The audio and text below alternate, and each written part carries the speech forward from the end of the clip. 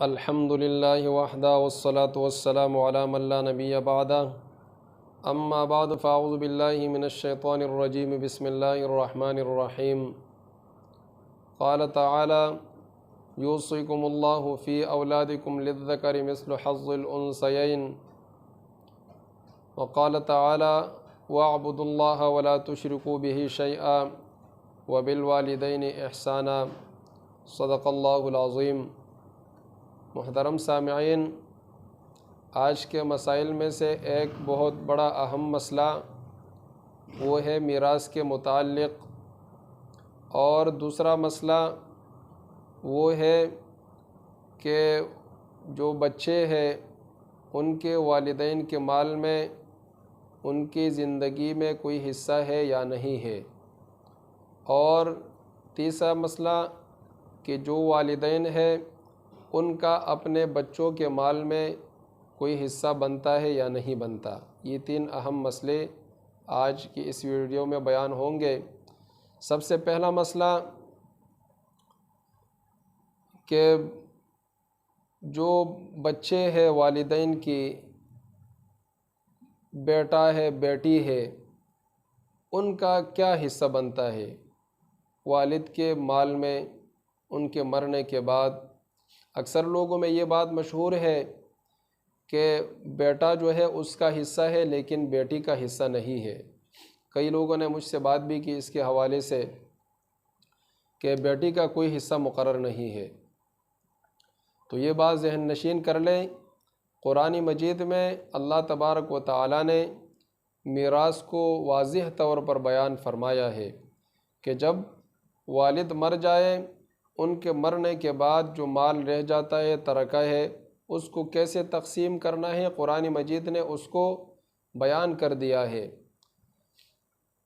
अगर किसी शख्स के एक बेटा है और दो बेटियां हैं, या एक बेटा है और एक बेटी है, अब माल जो तकसीम होगा तो वो जो बेटा है उसको मिस्लु हज़्ज़िल उन्सयैन, दो लड़कियों के बराबर उसको हिस्सा मिलेगा। एक तरफ दो लड़कियां हैं, एक तरफ एक लड़का है। अब माल तकसीम हो रहा है, 3 लाख रुपए रखे हुए हैं। अब 3 लाख रुपए में क्या करना है, लड़कियों को हिस्सा मिल गया 1.5 लाख रुपए उनको मिल गया। 3 लाख में से लड़कियों को 1.5 लाख रुपए मिल गया, वो दो लड़कियां हैं। दूसरी तरफ जो एक लड़का है उनको इनके बराबर मिलेगा मिस्लु हज़्ज़िल उन्सयैन। अब 1.5 लाख उस लड़के को मिलेगा। यहाँ दो लड़कियों को, बहनों को 1.5 लाख मिल गया, दूसरे साइड पे दूसरी तरफ जो एक उनका भाई है उनको 1.5 लाख मिल गया। तो ये जो डबल हिस्सा मिलेगा, दो बहनों के बराबर भाई को वो हिस्सा मिलेगा। तो लड़के का जो हिस्सा है भाई का वो हिस्सा डबल है बहन से। ये कुरान मजीद ने वाज़िह तौर पर इसको बयान फरमाया है और अहादीस मुबारक में भी इसकी वजाहत मौजूद है। अगर कोई शख्स ये कहे कि इसमें बेटी का हिस्सा नहीं है, सिर्फ बेटे का हिस्सा है। दूसरा ये भी मैंने मसला सुना है, एक शख्स ने मुझसे ये सवाल भी किया था और कहा भी था कि उनके कोई वालिद है या उनका कोई बड़ा है, वो ये बात करता है कि बेटी का हिस्सा उस माल में है जो कि जायदाद के अलावा है, ज़मीन के अलावा में है। तो ये सारी जो बातें हैं ये सुनी सुनाई बातें हैं, और या लोगों ने अपने आप को बचाने के लिए ये बातें बनाई हुई है। कुरान और हदीस की रोशनी में फ़िक़्ह में, इजमाई उम्मत में इसकी कई भी मिसाल नहीं मिलती। तो लिहाजा बेटे का हिस्सा है, बेटी का दोनों का हिस्सा है। आगे फिर उनके वालदा है उसका अलग हिस्सा है, वो सारा कुरान मजीद ने बयान किया है। दूसरा मसला कि आया जो बेटा है उनका हिस्सा तो वालिद के माल में है, लेकिन ये मरने के बाद, बेटी का हिस्सा वालिद के माल में है लेकिन उनके मरने के बाद अगर वो ज़िंदा है तो फिर क्या करना है। तो दूसरा ये जो मसला है इसका जवाब ये है कि वालिद जब तक ज़िंदा है वो माल सारा के सारा उसी का है, उसमें किसी न बेटे का हिस्सा है न किसी बेटी का हिस्सा है, वो सारा माल वालिद का है। अगर कोई बेटा उठता है और वो ये कहता है कि मुझे मेरा हिस्सा दे दे, उसका कोई हिस्सा नहीं बनता। कुरान और हदीस की रोशनी में, शरीयत मुहम्मदिया में उसका कोई हिस्सा नहीं बनता। लिहाजा जब तक वालिद ज़िंदा है तो माल तकसीम नहीं होगा, उनके मरने के बाद माल तकसीम होगा। क्योंकि ये जो माल तकसीम होता है ये तरका कहलाता है। ये मैयत की तरफ से जो माल रह जाते उसको तरका कहते हैं। तो उसमें फिर ये सारा के सारे हिसाब किताब जो कुरान मजीद ने बयान किया है वो उस पर लागू होता है।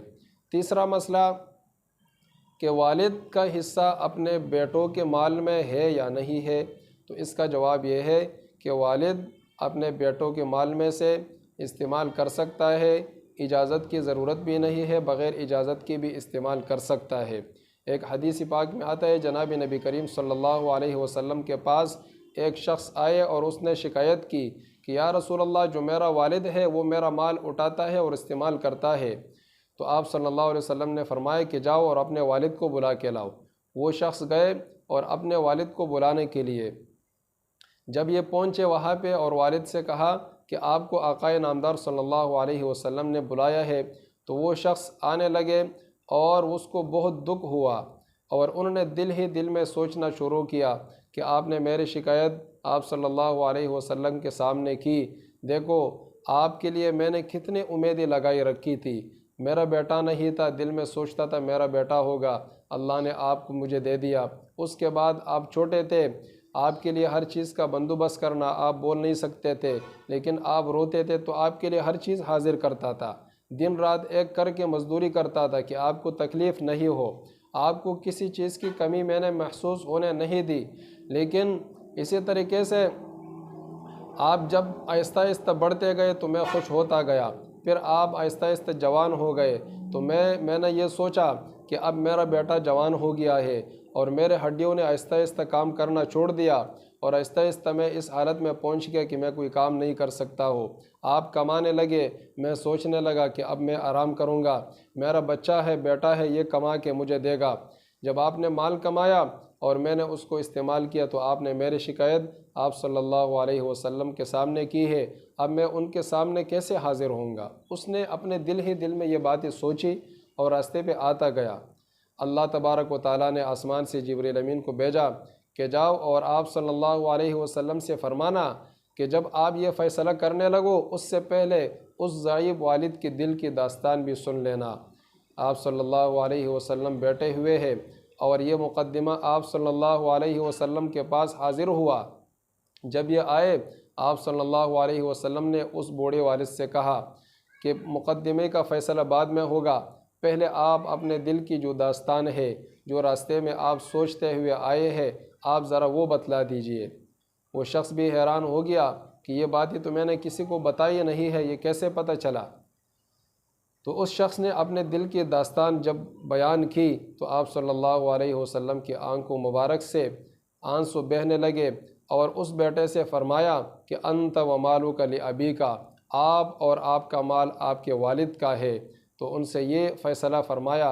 देखो इससे पता चलता है कि जितना माल बेटा कमाता है, क्योंकि वालिद ने इनके ऊपर लगाया, जब ये छोटा बच्चा था तो हर चीज़ का बंदोबस्त वो वालिद ने किया उसके लिए, और जब ये बड़ा हो गया तो अब ये कहता है कि मेरे माल में उसका हिस्सा नहीं है, मैं ख़ुद कमा रहा हो या वो अलग रहता है। हर बेटे को चाहिए, हर शख्स को चाहिए कि अपने वालिदैन का ख्याल रखे और वो जितना आपसे मांगे आप अपने तन के कपड़े उठा के भी उसको दे दे, ताकि अल्लाह तबारक व तआला आपके ऊपर रहम करे। हदीस पाक में आता है, जनाब नबी करीम सल्लल्लाहु अलैहि वसल्लम ने फरमाया कि रब की रज़ा वो वालिदैन की रज़ा में है और रब की नाराज़गी वो वालिदैन की नाराज़गी में है। आपको जब तक आपके वालिदैन नहीं बख्शेंगे आप कभी भी अल्लाह तबारक व तआला से बख्शिश की उम्मीद नहीं लगा सकते। इसी तरीके से जो शख्स वालिदैन का नाफरमान हो वो दुनिया में भी धक्के खाता रहता है और आखिरत में उसका कोई मकाम और कोई दर्जा नहीं है। अल्लाह तबारक व तआला हम सबको अपने वालिदैन की फरमान बरदार बनाए और हम सबको दीन पर चलने की तौफीक अता फ़रमाए। व आखिर दावाना अनिल हम्दुलिल्लाहि रब्बिल आलमीन।